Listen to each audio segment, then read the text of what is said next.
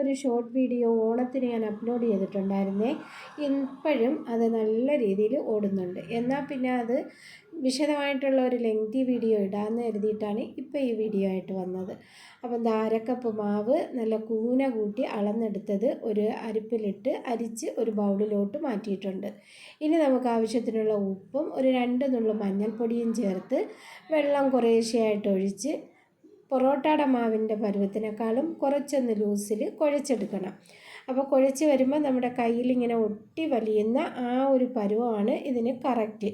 ഇനി നമുക്ക് ഇതിൽ മാവ് കുഴച്ചുകൊണ്ട് നിൽക്കുമ്പോൾ തന്നെ ഒരു 2 ടീസ്പൂൺ സൺഫ്ലവർ ഓയിൽ ചേർത്ത് കൊടുക്കാം. അത് വീണ്ടും ഒന്ന് കുഴച്ചതിന് ശേഷം വീണ്ടും ലാസ്റ്റ് ഒരു 2 ടീസ്പൂൺ സൺഫ്ലവർ ഓയിൽ തന്നെ ചേർത്ത് മാവ് ഇതേപോലെ ഒന്ന് അടച്ച് മാറ്റി വയ്ക്കണം. ഇതാ കണ്ട, കുഴച്ച് കഴിഞ്ഞപ്പോഴത്തേക്ക് മാവ് നല്ല വലിഞ്ഞു വരുന്നുണ്ട്. ഇനി ഇതാ സൺഫ്ലവർ ഓയിൽ ചേർത്ത് ഇതുപോലെ ഒന്ന് പ്രസ് ചെയ്ത് കൊടുത്തതിന് ശേഷം അടച്ച് മാറ്റി വയ്ക്കുന്നുണ്ട്. ഇനി മാവ് അവിടെ ഇരിക്കട്ടെ. ആ സമയം കൊണ്ട് നമുക്ക് പരിപ്പൊന്ന് വേവിച്ചെടുക്കണം. കടലപ്പരിപ്പുണ്ടല്ലോ, നമ്മൾ പായസത്തിനൊക്കെ എടുക്കുന്ന കടലപ്പരിപ്പ് തല ചെത്തി അരക്കപ്പ് എടുത്തിട്ടുണ്ട്. അത് നല്ലപോലെ കഴുകി കുക്കറിൽ മാറ്റി കൂടെ 1 കപ്പ് വെള്ളവും ഒഴിച്ച് വേകാനായിട്ട് വയ്ക്കാം. ഒരു 3 വിസിൽ കേട്ട് കഴിയുമ്പോൾ പരിപ്പ് നല്ലതായിട്ട് വെന്ത് കിട്ടും. തണുത്തതിന് ശേഷം തുറന്നപ്പോൾ എനിക്ക് കുറച്ച് വെള്ളം അതിൽ നിൽപ്പുണ്ടായിരുന്നു. നമുക്ക് വെള്ളം ഇല്ലാതെ പരിപ്പ് ഒന്ന് ഊറ്റിയെടുത്ത് മിക്സിയുടെ ജാറിലിട്ട് അരച്ചെടുക്കാം.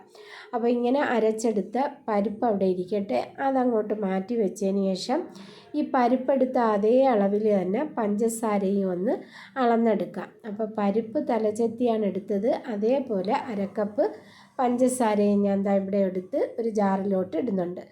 കൂടെ ഒരു 3 ഏലക്കയും കൂടി ഇട്ട് നല്ലതുപോലെ പൊടിച്ച് അതും അങ്ങ് മാറ്റി വെച്ചതിന് ശേഷം ഞാനിവിടെ ചുവട് കട്ടിയുള്ള ഒരു പാത്രത്തിലോട്ട് നമ്മൾ അരച്ച് വെച്ചിരുന്ന പരിപ്പിട്ട് കൊടുക്കുന്നുണ്ട്.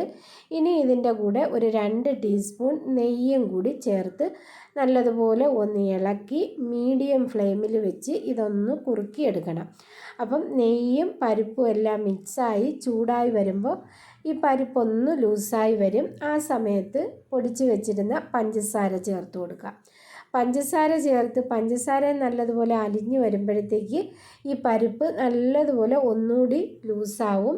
വീണ്ടും നമ്മളിതിങ്ങനെ ഇളക്കി ഒരു 4-5 മിനിറ്റ് കഴിയുമ്പോഴത്തേക്ക് പരിപ്പ് നല്ലതുപോലെ ഡ്രൈ ആയി പാത്രത്തിൽ നിന്ന് ഇങ്ങനെ വിട്ട് ഉരുണ്ട് വരും. ആ സമയത്ത് ഫ്ലെയിം ഓഫ് ചെയ്ത് തണുക്കാനായിട്ട് മാറ്റി വയ്ക്കാം. തണുത്ത് കഴിയുമ്പോഴത്തേക്ക് ചെറിയ ബോൾസാക്കി ഉരുട്ടിയെടുക്കാം. അപ്പം നമ്മുടെ പരിപ്പ് ഇതാ ഇവിടെ റെഡി ആയിട്ടുണ്ട്. ഇനി അതൊന്ന് തണുത്ത് വരട്ടെ.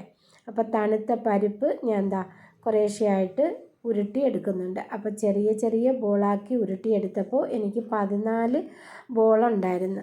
സാധാരണ അരക്കപ്പ് നമ്മൾ ഉണ്ടാക്കിയെടുക്കുമ്പോൾ വലിയ ബോളിയാണെങ്കിൽ 10 എണ്ണം കാണും. ഇതിപ്പം ഞാൻ ചെറിയ ഉരുളയാക്കിയാണ് എടുത്തത്. അങ്ങനെ 14 ബോള് ഞാൻ ഉരുട്ടി മാറ്റി വെച്ചു. അതിനുശേഷം ഞാൻ ഈ നനച്ച് വെച്ചിരുന്ന മാവിൽ നിന്ന് കുറച്ച് മാവെടുത്തിട്ടുണ്ട്. അത് ഇതേപോലെ ഒന്ന് പരത്തിയതിന് ശേഷം നമുക്ക് ഈ ഉരുട്ടി വെച്ചിരുന്ന പരിപ്പ് അതിലോട്ട് ഇങ്ങനെ വെച്ച് 4 സൈഡിൽ നിന്ന് മാവ് വലിച്ച് ഈ പരിപ്പ് ഒന്ന് കവർ ചെയ്തെടുക്കണം. അപ്പം കവർ ചെയ്ത് കഴിയുമ്പോഴത്തേക്ക് നമുക്ക് ഈ മൈദമാവ് കുറച്ച് അധികം വരും. അത് ഇതേപോലെ അങ്ങ് കട്ട് ചെയ്ത് മാറ്റണം. അങ്ങനെ കട്ട് ചെയ്യുമ്പോൾ മാവ് പിഞ്ച് പോവരുത്. പിഞ്ച് ഈ പരിപ്പ് വെളിയിൽ വന്നാൽ ചുട്ടെടുക്കുന്ന സമയത്ത് അകത്തുള്ള പരിപ്പ് ഇങ്ങനെ പൊടിഞ്ഞു വരും.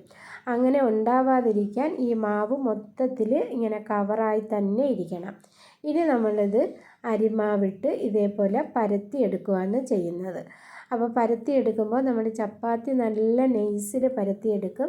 അതിനേക്കാളും കുറച്ചൊന്ന് കട്ടിയിൽ വേണം ഈ ബോളി പരത്തിയെടുക്കാൻ. ഇനി ചൂടായ ചട്ടിയിലിട്ട് ഇതേപോലെ 2 സൈഡും ചുട്ടെടുക്കണം. ഒരു സൈഡ് വെന്ത് കഴിയുമ്പോൾ തിരിച്ചിട്ടിട്ട് നമുക്ക് നെയ്യ് തൂത്ത് കൊടുക്കാം. അതേപോലെ മറുഭാഗവും നമുക്ക് നെയ്യ് തൂത്ത് 2 സൈഡും നല്ലതുപോലെ ഒന്ന് മൊരിയിച്ചെടുത്താൽ നല്ല അടിപൊളിയായിട്ടുള്ള ബോളി ഇവിടെ റെഡിയായി കഴിഞ്ഞു. നമ്മൾ വല്ലപ്പോഴുമൊക്കെ വീട്ടിൽ പായസം ഉണ്ടാക്കുമ്പോൾ ബോളിയുമായിട്ട് കഴിക്കണമെങ്കിൽ ഇതുപോലെ ചെയ്തെടുത്താൽ അടിപൊളിയാണ്. അപ്പോൾ ഇഷ്ടപ്പെട്ടാൽ ലൈക്ക് ചെയ്യാനും ഷെയർ ചെയ്യാനും സബ്സ്ക്രൈബ് ചെയ്യാത്തവരൊന്ന് സബ്സ്ക്രൈബ് ചെയ്യാനും മറക്കല്ലേ.